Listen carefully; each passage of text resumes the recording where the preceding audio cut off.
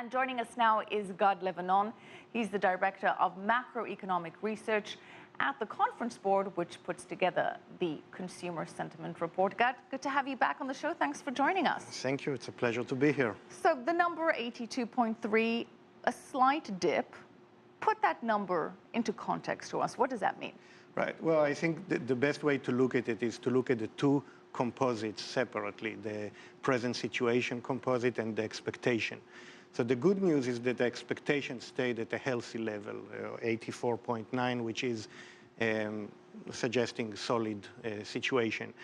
What was a bit of a negative surprise was the present situation, which declined a little. I'm not sure why. It was a bit of a surprise. I think it may have something to do with the tough winter that we had, where business conditions are not as good as they were, maybe partly because of the weather. So that may explain that. But the report says that consumers are feeling more optimistic about the job market. Right. So it didn't hurt the momentum or the expectations. So the expectations for employment did not change. They're still quite positive.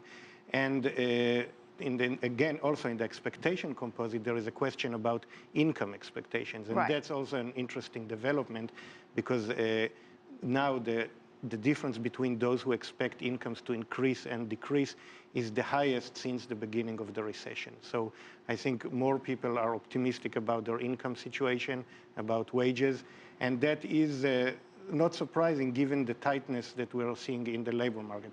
Unemployment rate is declining rapidly, and at some point that has to lead to faster wage growth. The faster wage growth, is that sentiment echoed by the business owners that you survey? Well, this is a household survey. There is there are measures of businesses, for example, that deal especially with this question of the tightness of the labor market. The most now, by tightness, I want to clarify. Yeah. You mean the decrease in the unemployment number, right, and the creation of more jobs. Right. Tightness means more people easily finding a job. The unemployment rate is lower instead of employees fighting for a job opening. Employers are going to start fighting over employees. Not right now. We're still at a relatively high unemployment rate, but the trend is that way. Well, speaking of wages, President Obama is discussing raising the minimum wage. How do you think that's factoring into things? Well, I think there is a very loose connection between the minimum wage and the average wage growth.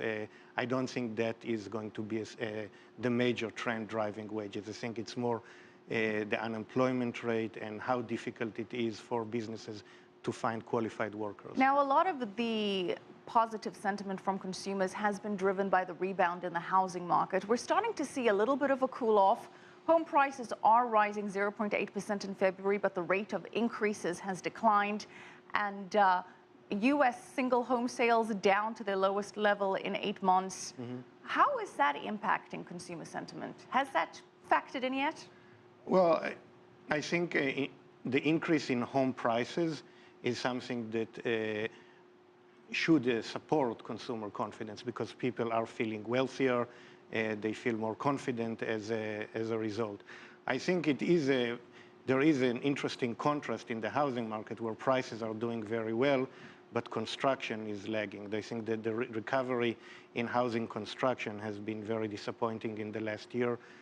Maybe a lot of it has to do with the increase in interest rates, but it is, even given that, I think it's a bit of a mystery why the housing recovery is not faster. Momentum in the markets has also dissipated somewhat. We've had a lot of volatility this year. Mm-hmm. Is that impacting the consumer confidence? Yeah, there is a strong relationship between stock prices and consumer confidence, partly because a lot of what people know about the economy is what they see in the stock mm-hmm. market. So I think that's certainly a contributor. Yeah. Okay. Thank you so much. As always, good to have you back on the show. Gad Levanon, Director of Macroeconomic Research at the Conference Board. Thank you.